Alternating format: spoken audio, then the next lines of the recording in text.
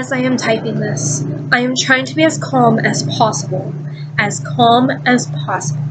I am hoping to God it cannot read what I am writing.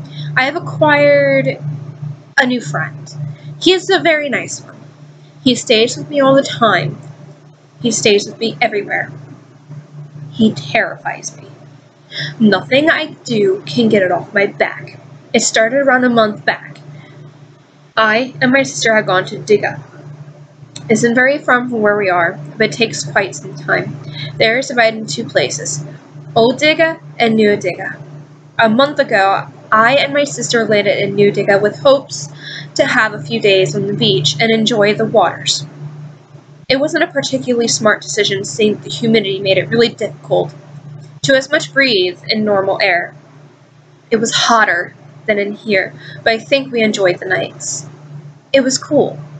That's the thing about being with my sister. When we came together, every dumb idea started seeming like the smartest idea in the world.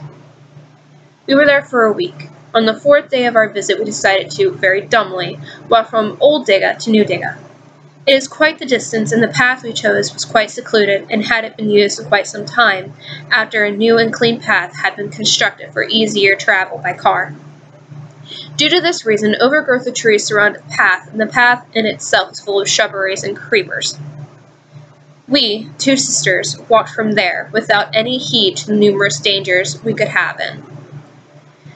There could have been burglars, psychopaths, animals, things, but we, being foolish sisters that we were, we decided to walk the path and call it an experience. We decided that we were the strongest people on earth and could tackle whatever came our way. Do you know what our only weapon was? It was a flashlight. So with extensive Chuck Norris-like attitude, we had set off down the dark road, guided by our flashlights, keeping a positive mentality, and sure enough, we didn't encounter any ungodly things till at least midway. Halfway through the road, we came across this awkward smallish structure on the side of the road. My immediate thought was it could be an elaborate doghouse. It was made of a reddish stone and had carvings around a tall, at least according to the height of the structure, doomed doorway. Its conical roof came till our thighs, and it seemed to be a pretty interesting structure. I and my sister made a stop there, and I stopped and looked inside. Obviously the inside was dark, and even though I shined my flashlight in it, I only saw darkness.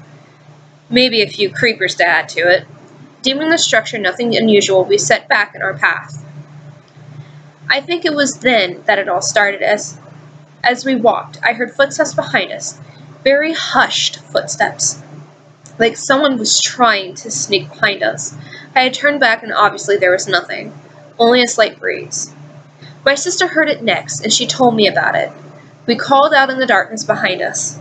Nothing. Obviously, we got slightly scared. Because it was then that the possibility of rogue psychopaths finding refuge there had occurred to us.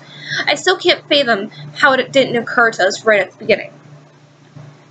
We kept hearing the footsteps, which by the end had turned into a hushed slithering, throughout the rest of the path, and it only stopped when the woods ended where New Diga.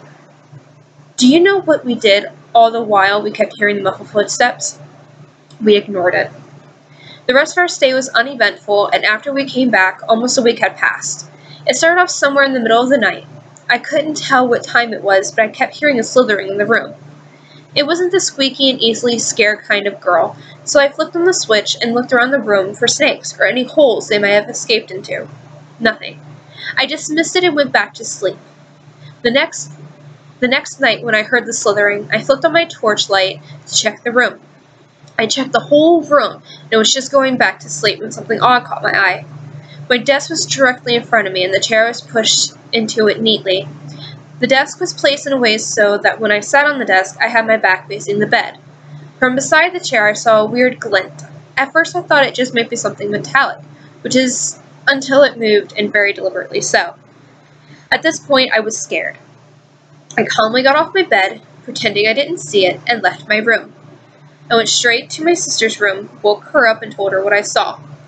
At first, she was skeptical, naturally, but then she decided to check my bedroom for me. When she did, there was nothing under my desk, or anywhere in that matter. The next night, I woke into a particular whining. Creepy as it was, it didn't stop me from turning on the flashlight.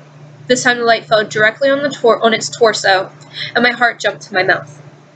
There was a creature in the room with me, and as soon as the light fell on it, it slithered towards me, slowly but surely. At this point, I was paralyzed, mouth agape and horror-struck eyes. I never really got a good look at it. Since as it got closer, the light concentrated on the smaller part of it. But his torso looked like it was veiled, or maybe it was made of liquid smoke. I don't know. It slithered closer and closer, blocking out the light from my flashlight, and I felt something very close to my face. It wasn't a breath, but I remember being terrified beyond imagination. It was very, very close to my face, and it whispered one thing in the creepiest sound I've ever heard until now. Friends! I'm sure that is what I heard before I passed out.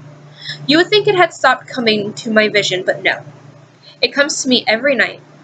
It creeps on me while I am working with my back to the bed. I sometimes feel like it's lying next to me in the dark while I lay quietly, paralyzed with fear.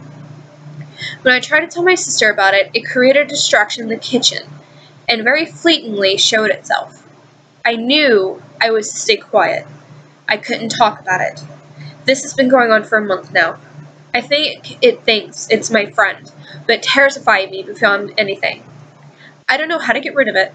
It really terrifies me. I don't want it around. I know I can't talk about it, but I'm hoping to God it can't read. I read. I know.